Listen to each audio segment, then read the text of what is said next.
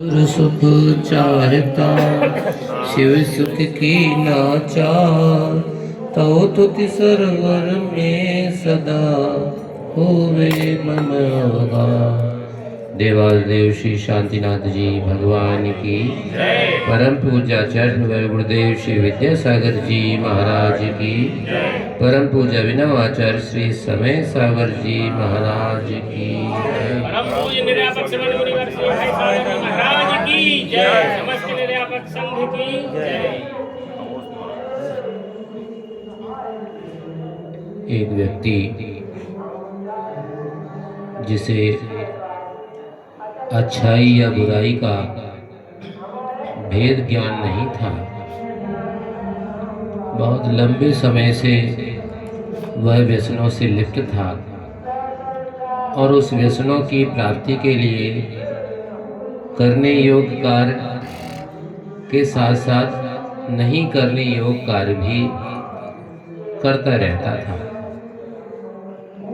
उसे उसकी मित्र मंडली ने अनेक बार सुधार करने की दृष्टि से समझाने का प्रयास किया, किंतु जिसके जीवन में बुरी आदतें आती हैं वह सहजता से छूट नहीं पाती। समझाने के बाद भी बात कुछ समय के लिए समझ में तो आ जाती है, किंतु कुछ क्षणों के बाद वह मानो विलीन हो जाती है।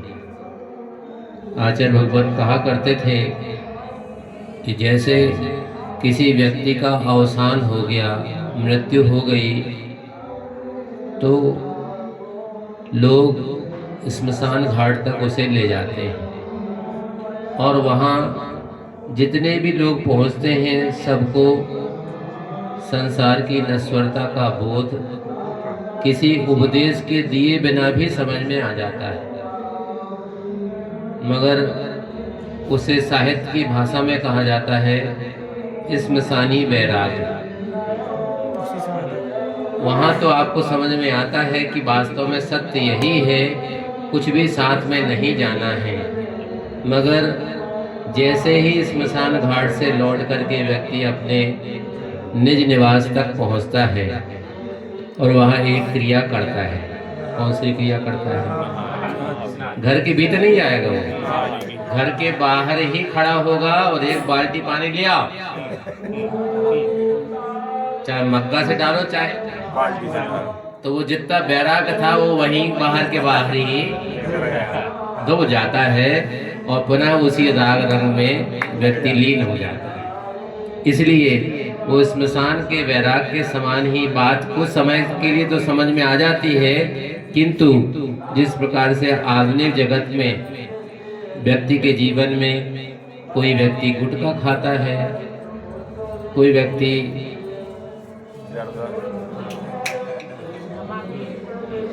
तंबाकू खाता है, कुछ पान बीड़ी सिगरेट आदि का सेवन करता है, और कुछ आगे बढ़ जाते तो भांग गांजा चरम अफीम आदि, और कुछ आगे बढ़ते हैं तो फिर देसी और विदेशी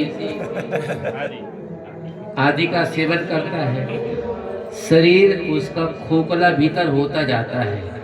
कई बार व्यक्ति को डॉक्टर कह देता है कि आपने इतनी पी ली है कि आपका लीवर खराब हो चुका है, अभी भी समय है, सचेत हो जाएं, इसको छोड़ दें।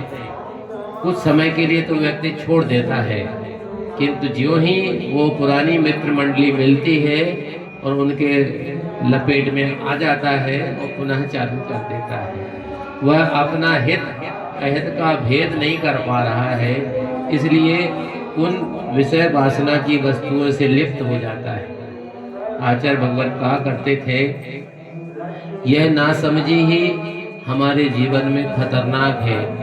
आज ही सुबह स्वाध्याय चल रहा था, उसमें एक प्रसंग आया था, श्री परमात्म प्रकाश जी ग्रंथ का स्वाध्याय के अंतर्गत मूल दोहा में भी था और उसकी संस्कृत टीका में तो था ही कि व्यक्ति कुछ धर्म की आराधना करता है, उस आराधना से उसके जीवन में पुण्य का संचय होता है, अच्छाइयाँ उसके जीवन में आ सकती हैं, और अच्छाइयों के साथ साथ अगर वह जीवन में बैलेंस नहीं बनाया उसने, तो वो जो पुण्य के साथ धन वैभव की सामग्री उसे प्राप्त होती है, वह उसके जीवन में मद अहंकार के लिए कारण बन जाती है। आचार्य श्री कहा करते थे कि जब धन जीवन में आता है और किसी किसी के जीवन में चला भी जाता है, तो वह उर्दू भाषा में धन को दौलत कहा जाता है।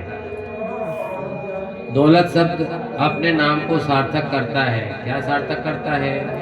दो लातें होती हैं उसके पास में, जब आती है तो वह पीठ में लात मारती है, तो वह व्यक्ति शान के साथ ऐसा पकड़ करके चलने लगता है। अहंकार के वशीभूत होकर के वह छोटे बड़े का भेद भूल जाता है। अपने और पराये का भूल जाने से वह मद से चूर चूर हो जाता है। वही भ्रांति उसके जीवन में अहंकार नीचे पर्याय की ओर ले जाने में कारण बन जाती है। किंतु जो व्यक्ति अपने जीवन को संतुलित सही में बना लेता है, वह अपने जीवन के विकास के लिए प्रयास करता है और वह उस सम्यक दर्शन से ऊपर उठ करके देश संयम की ओर अपने कदम बढ़ा लेता है, जिसे आगम की भाषा में संयम कहा जाता है, देश संयम कहा जाता है। उसको अंगीकार करने से वह अहंकार पर नियंत्रण प्राप्त कर सकता है। ऐसा ही हमारे जीवन में भी पंचेंद्रिय के जो विषय हैं, उनकी ओर जितना आपका ध्यान बना रहेगा, उतना ही हम अपने जीवन को मानव पतन की ओर ले जाने में कारण बना लेते हैं। किंतु वह अहंकार पर नियंत्रण कर लेता है। जिस प्रकार से हाथी होता है, बहुत बड़ा बलशाली होता है। ऐसा कहा जाता है कि वह जिस वृक्ष की डाल को ऐसा अपने सूंड से पकड़ता है, एक दो झटका लगा और ऐसा किया तो वह डाल भी चर्र होकर के नीचे आ जाती है। किंतु वही हाथी जो अत्यधिक बलवान था, किंतु काम के मद में आ जाता है, तो वह अहंकार के वशीभूत हो जाता है और उसके यहाँ गंड स्थल से मद झरने लगता है और वह फिर स्वपर का विवेक भूल जाता है। परिणाम निकलता है कि वह मद के कारण से अच्छे बुरे का भेद करके अपने ही पतन में कारण बना लेता है। इसलिए आचार्य भगवंतों का कहना है कि हम अपने जीवन में संयम की ओर अगर कदम बढ़ा सकते हैं, वह संयम महाव्रत के रूप में भी हो सकता है, अणुव्रत के रूप में भी हो सकता है। कदाचित अणुव्रत ना भी ग्रहण कर पा रहे हैं तो उसकी साधना भी की जा सकती है। परिग्रह का अगर परिमाण कर लिया जाए तो भी हमारी बहुत असीम आकांक्षाएं पर नियंत्रण हो सकता है। एक व्यक्ति को हमने देखा था, सुना था अथवा पढ़ा था उसके बारे में कि पुराने ज़माने में अभी भी कहीं कहीं चलती हैं, लॉटरी की टिकट व्यक्ति खरीदता है और उससे अपना फायदा के लिए 1, 2, 4 जितना पैसे उसके पास होते हैं उतनी टिकट खरीद लेता है और संयोग के साथ उसका प्रथम पुरस्कार मानो 1 करोड़ रुपए का पुरस्कार उसके नाम से निकल आया। तो वह तो मानो अपने आप को अब धन्ना सेठ की गिनती में गिन रहा है और जिस टिकट वाले से उसने टिकट खरीदी थी उसके पास लेकर के जाता, देखो भैया ये 1 करोड़ रुपया दो हमें। काहे कि 1 करोड़ रुपया ये हमारे नाम से टिकट निकली है, टिकट में जो नंबर पेपर में छपा है हमारी टिकट में है, लाओ दिखाओ दिखाओ। मिलान करके देखा, वास्तव में है तो यही नाम नंबर, फिर भी पेपर में जहां उस टिकट के नंबर आते थे नीचे एक लाइन लिखी रहती थी। जिस प्रकार से आपके यहाँ पर बाजार में भी कोई वस्तु विक्रय में जाती है तो उसमें पुराना रेट ये है, नया रेट इतना डिस्काउंट के साथ आपको दिया जा रहा है, किंतु बाजू में एक स्टार बना देते हैं, शर्तें लागू। उस शर्तों में क्या क्या शर्तें हैं आपको अगर ज्ञात है तो ठीक है, अन्यथा एक पेंसिल मिलना है आपको। अब गिफ्ट आइटम, अब गिफ्ट आइटम में क्या मिलेगा? वो एक पेंसिल, एक पेन भी हो सकता है, बड़ी वस्तु भी हो सकती है। अगर आपने उस तरफ ध्यान नहीं दिया तो उस व्यक्ति के साथ में भी यही हुआ कि पेपर में नीचे स्टार लगा करके लिख देते थे कि यह जो अंक लिखे हैं, इन पेपर में समाचार जो छपा है वह अधिकृत नहीं है, सरकार का जो गजट में नंबर लिखा होगा वही प्रामाणिक माना जाएगा। लॉटरी सेंटर वाले ने कहा कि भैया अपनी टिकट हमें दे दो ताकि हम सरकार तक, भैया हम तुम्हें दे दें मतलब हम ही मूर्ख हैं का? क्यों? अगर हम टिकट तुम्हें देंगे 1 करोड़ रुपया तुम रख लोगे। भैया जब तक हम दावा वहाँ प्रस्तुत नहीं करेंगे कि इसका दावेदार हमारे पास आया था, हम नहीं दे रहे, तुम नहीं दोगे तो फिर तुम्हें रुपया कहाँ से मिलेगा? किसी ने समझा भैया बात तो सही है, एक काम करो फोटो कॉपी करवा लो, फोटो कॉपी इनके दे दो, ओरिजिनल तुम अपने पास रखो। हाँ ये बात तो ठीक है। वैसा करवा दिया गया और वह फोटो कॉपी के माध्यम से ऊपर लिखा पढ़ी करने का जब प्रक्रिया हुई, 2 दिन 4 दिन के बाद सरकार का अधिकृत जो गजट होता है वो नोटिफिकेशन आया, तो 1 0 इतने से उतने हो गए, तो करोड़पति से वो रोडपति हो गया। अभी तक वो अपने आप को करोड़पति मान रहा था, अब वो दर दर का भिखारी हो गया।